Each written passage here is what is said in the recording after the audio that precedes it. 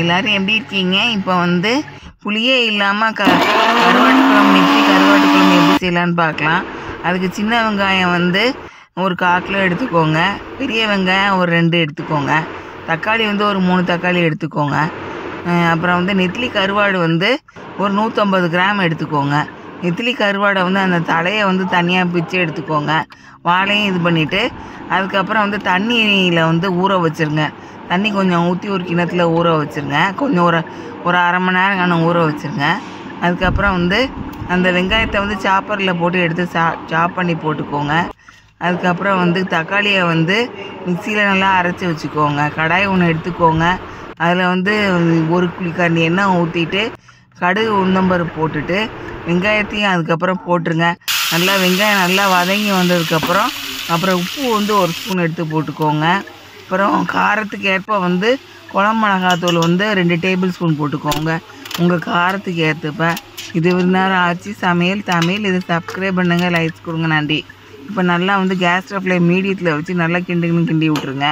கிண்டி விட்டுட்டு அதுக்கப்புறம் வந்து அந்த தக்காளியை வந்து அரைச்சி வச்சதை எடுத்து அதில் ஊற்றிடுங்க. நல்லா வந்து கடாயை வந்து கேஸ் ஸ்டவ்வில் சிம்மில் வச்சு நல்லா வந்து 1 மணி நேரம் வந்து கிண்டி எடுத்துருங்க. நல்லா வந்து அந்த பதம் வந்து நல்லா வந்ததுக்கப்புறம் அதுக்கப்புறம் வந்து கேஸ் ஸ்டவ்வில் ஃபுல்லாக வச்சுட்டு தண்ணி வந்து கொஞ்சம் எடுத்து இந்த மிக்ஸி கழுவின தண்ணி எடுத்து ஊற்றிடுங்க. ஊற்றிட்டு அதுக்கப்புறம் அந்த நெத்திலி கருவாடை நல்லா கொதிச்ச உடனே நெத்திலி கருவாடை போட்டுட்டு கேஸ் ஸ்டவ்வில் சிம்மில் வச்சு 10 நிமிஷம் வச்சுட்டு அதுக்கப்புறம் வந்து ஆஃப் பண்ணிடுங்க. இதை மாதிரி சமைச்சி வந்து சாப்பிடுங்க. நன்றி. இந்த மழை நேரத்துக்கு வடை வந்து பருப்பு வடை இல்லைன்னா மசாலா வடை எப்படி செய்கிறது அப்படின்னு பார்க்கலாம். அதுக்கு கடலைப்பருப்பு வந்து மெஷரிங் கப்பில் வந்து 1 கப்பு எடுத்து அது தனியாக கழுவி எடுத்துகிட்டு ஒரு கிணத்துல வந்து ஊற வச்சுருங்க ஒரு அரை மணி நேரம். அதுக்கப்புறம் அந்த பருப்பில் வந்து கொஞ்சம் இதை தட்டில் தனியாக எடுத்து வச்சுக்கோங்க, கொஞ்சம் பருப்பை மட்டும். அதுக்கப்புறம் மற்ற எல்லா பருப்பையும் மிக்சியில் போட்டு 1 ஸ்பூன் உப்பு வந்து அதில் போட்டுக்கோங்க.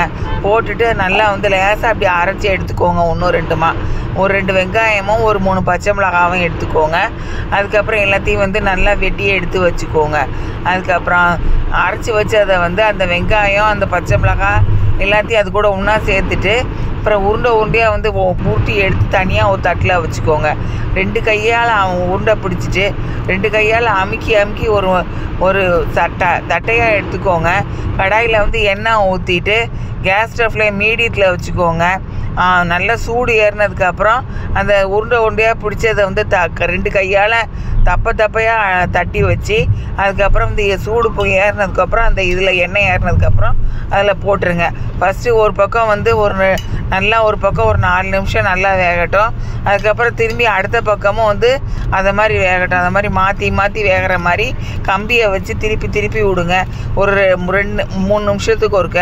அதுக்கப்புறம் நல்லா 2 பக்கம் நல்லா ப்ரௌனாக வந்ததுக்கப்புறம் அதை எடுத்து ஃபில்டரில் வச்சுருங்க. அடியில் இருக்கிற கிணத்துல வந்து அந்த எண்ணெயெல்லாம் தங்கிரும். அதை மாதிரி சமைச்சு சாப்பிடுங்க. நன்றி.